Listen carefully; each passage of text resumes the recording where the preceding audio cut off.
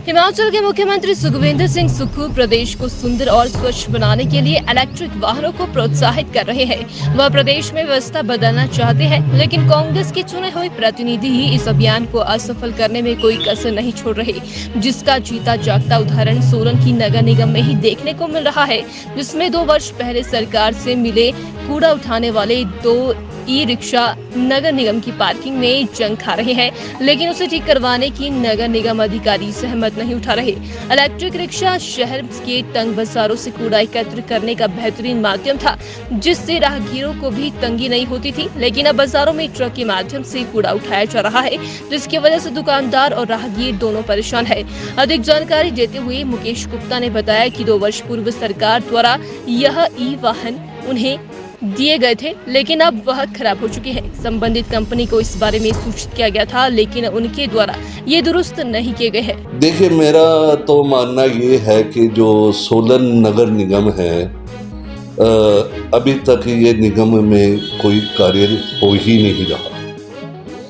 उसकी वजह एक रही कि इन लोगों को जीत के बाद जो इनके अपने एग्रीमेंट थे, जो एक कुर्सी को टुकड़ों में बांटा गया था कि इतने साल ये बैठेगा, इतने साल ये बैठेगा, इतना साल बैठेगा, उसका खुमावजा आज सोलन की जनता भुगत रही है। आप देखें कि जैसे इन्होंने पहले बोला कि पानी हम 100 रुपये में देंगे, हमारी सरकार के अंदर इन्होंने बहुत हल्ला मचाया कि हमारी सरकार नहीं है, हमारी सरकार आते ही हम दे देंगे।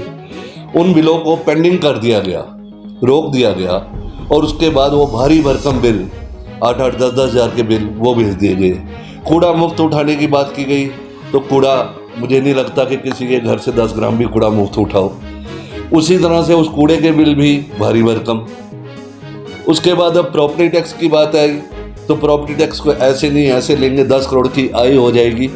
मुझे लगता है कि इस नगर निगम के अंदर में सिर्फ ऐसी सोच हो रही है कि जैसे कमा कर एक हम फिगर दिखा दें कि ये फिगर हमने बना दिया।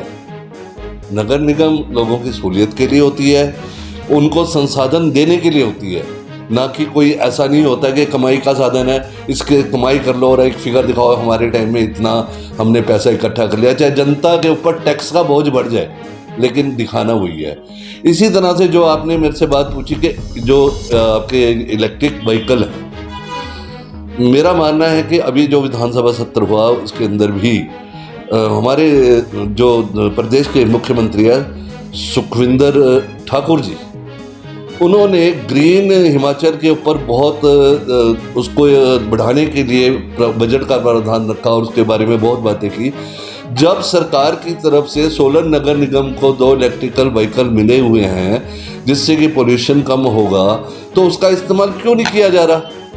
ये तो एक तरह से पैसे की बर्बादी भी है। और जो इनकी सरकार बैठी है, जो मुख्यमंत्री जो सपना देख रहे हैं, उसके ऊपर तो ये एक तरह से मैं बोलता हूँ कि उनकी तौहीन करने वाली बात है कि इन व्हीकल्स को यूज़ नहीं किया जा रहा।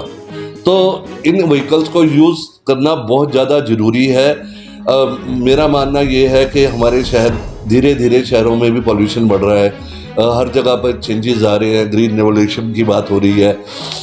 हमारी सरकार भी ग्रीन रेवोल्यूशन की बात करती है, उसके लिए बहुत से प्रोजेक्ट चले हुए हैं, लेकिन जो चीज़ अवेलेबल है उसका इस्तेमाल ज़रूरी कर लेना चाहिए, ना कि उसको कूड़ा बनने के लिए फेंक देना चाहिए।